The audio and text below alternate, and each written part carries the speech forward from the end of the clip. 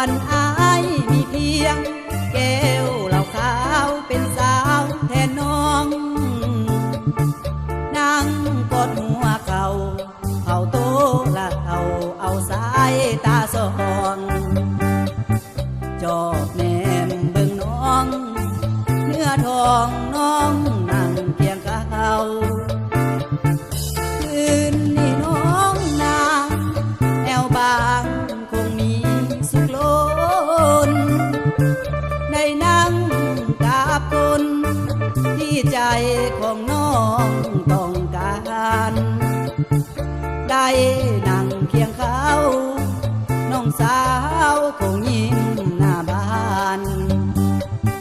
เหมือนถือประหารใจอายให้ตายทั้งเป็นผู้ชายคนนั้นเขามีทรัพย์สินเงินทองสมแล้วกับน้องเมื่ออายมองน้องนั่งเคียงเขาสมกันทุกอย่างมันต่างกับอายน้องยาวขอกินเหล้าขาวแทนเจ้าเมื่อเศร้าใจแห้งคืนนี้ว่างเปล่าบ่มีเจ้ามาเลี้ยวแลน้องนั้นบ่แค่แม้แต่เสียวสายตาบ่คิดสงสารผู้ชายที่เคยหักกันมาได้เป็นคงคืนฟ้าลืมตาที่มาจากตี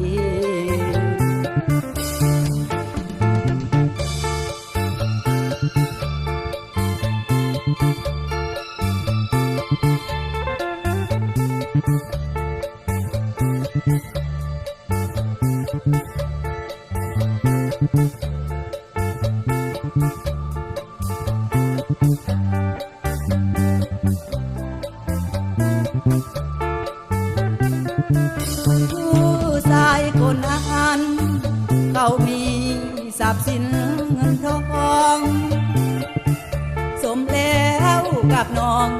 เมื่ออายมองน้องนั่งเคียงเขาสมกันทุกอย่างมันต่างกับอายน้องยาวขอกินเหล้าขาวแทนเจ้าเมื่อเศร้าใจแห้งคืนนี้ว่างเปล่าบ่มีเจ้ามาเลี้ยวแลน้องนั้นบ่แค่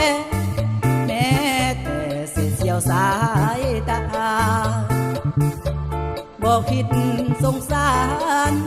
ผู้ชายที่เคยหักกันมาได้เป็นคงลืมฟ้าลืมกาที่มาจากตี